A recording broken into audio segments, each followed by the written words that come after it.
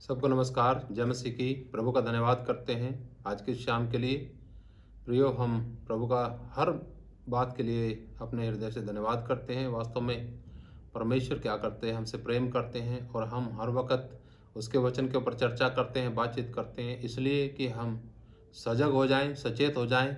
बहुत सी बातें हमारे जीवन के अंदर इस प्रकार से रहती हैं कि जो परमेश्वर को पसंद नहीं है, और हम चाहते हैं कि हम परमेश्वर के वचन को सुनें, समझें, उसके अनुसार जीवन व्यतीत करें और परमेश्वर को हमारा जीवन पसंद आए और परमेश्वर हमारे जीवन में कार्य करे, परमेश्वर हमारे जीवन को अपने कार्य के लिए इस्तेमाल करे। प्रिय, हम प्रार्थना करते हैं आप सबके लिए प्रतिदिन परमेश्वर आप लोगों को हिम्मत और सामर्थ्य दे। आज की शाम हम परमेश्वर के वचन से विशेष करके देखने जा रहे हैं युवाओं के बारे में, बच्चों के बारे में। क्योंकि जो बच्चे हैं, बच्चों के बारे में जो माँ बाप हैं हमेशा चिंतित रहते हैं कि वो कहीं गलत रास्ते पे न चले जाएं, भटक ना जाएं। तो प्रियो, हम देखते हैं प्रभु की वाणी में परमेश्वर का वचन किस प्रकार से हमारे बच्चों को सही मार्ग पे चलने के लिए मदद करेगा। आइए हम चलते हैं व्यवस्था विवरण उसका 6 अध्याय। अक्सर आप लोग जानते हैं, लेकिन फिर से हम पढ़ेंगे इसको। और यहाँ पर लिखा है 6 अध्याय में 4 वचन पे ये ऐसे लिखा है, हे इस्राएल सुन, यहोवा हमारा परमेश्वर है, यहोवा एक ही है। प्रभु का धन्यवाद। प्रियो, यहाँ पर यह समझने की आवश्यकता हम सबको है कि परमेश्वर कितने हैं। यह लिखा, हे इस्राएल सुन, यहोवा हमारा परमेश्वर है और यहोवा एक ही है। तो अपने परमेश्वर यहोवा से अपने सारे मन और सारे जीव और सारी शक्ति के साथ प्रेम रखना। और ये आज्ञाएं जो मैं आज तुझे सुनाता हूँ वे तेरे मन में बनी रहें और तू इन्हें अपने बाल बच्चों को समझा कर सिखाया करना और घर में बैठे, मार्ग पर चलते, लेटते उठते इनकी चर्चा किया करना। इन बातों को किस लिए हम पढ़ें, किस लिए समझें, इन आज्ञाओं को, नियमों को किस लिए मानें? वचन में लिखा है, साफ लिखा है इसी में। जब हम पढ़ते हैं शुरुआत से, तो यहाँ पर लिखा 6 अध्याय का शुरू में, यह वह आज्ञा और वे विधियां और नियम हैं जो तुम्हें सिखाने की तुम्हारे परमेश्वर यहोवा ने आज्ञा दी है कि तुम उन्हें उस देश में मानो जिसके अधिकारी होने को पार जाने पर हो, और तू और तेरा बेटा और तेरा पोता यहोवा का भय मानते हुए उसकी उन सब विधियों और आज्ञाओं पर जो मैं तुझे सुनाता हूँ अपने जीवन भर चलें, जिससे तू बहुत दिन बना रहे। हे इस्राएल सुन, ऐसा ही करने की चौकसी कर, इसलिए कि तेरा भला हो और तेरे पितरों के परमेश्वर यहोवा के वचन के अनुसार उस देश में जहाँ दूध और मधु की धाराएं बहती हैं तो बहुत हो जाओ। प्रियो, यहाँ पर भलाई के लिए, हमारी अच्छाई के लिए, आशीष के लिए ये वचन दिए गए।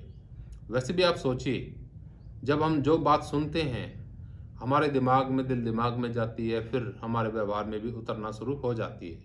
अक्सर बुरी बातों के बारे में बात हम करते हैं कि वो जल्दी उतर जाती हैं, लेकिन जो व्यक्ति सुनेगा, अच्छा सुने या बुरा सुने, बुराई जल्दी कैच करेगा लेकिन अच्छाई बेशक थोड़ा करेगा ज़रूर।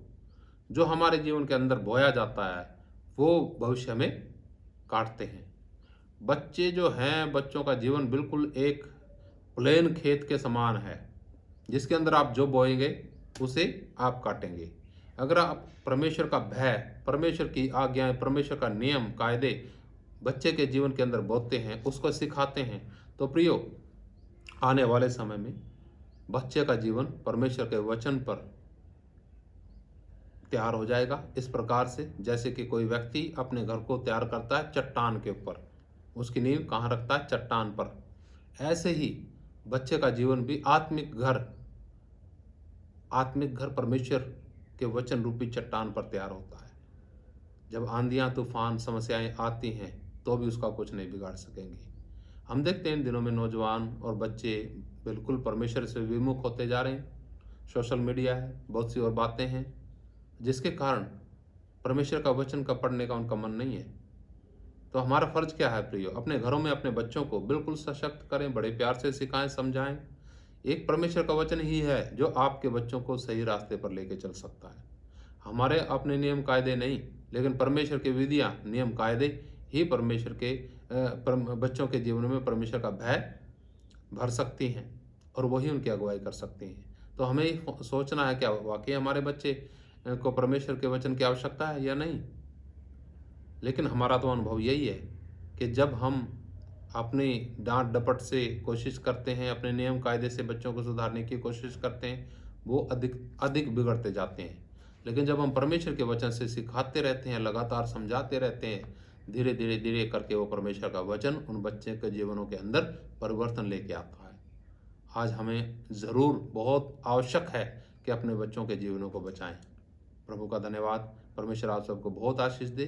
हम आप सबके बच्चों के लिए भी प्रार्थना करते हैं, लगातार प्रार्थना करते हैं कि बच्चे भविष्य में परमेश्वर के लिए एक अच्छा इस्तेमाल हो सकें, परमेश्वर के लिए एक अच्छे गवाह बनने पाएँ। परमेश्वर आप सबको आशीष दे। जय मसीह की। मारनाथा।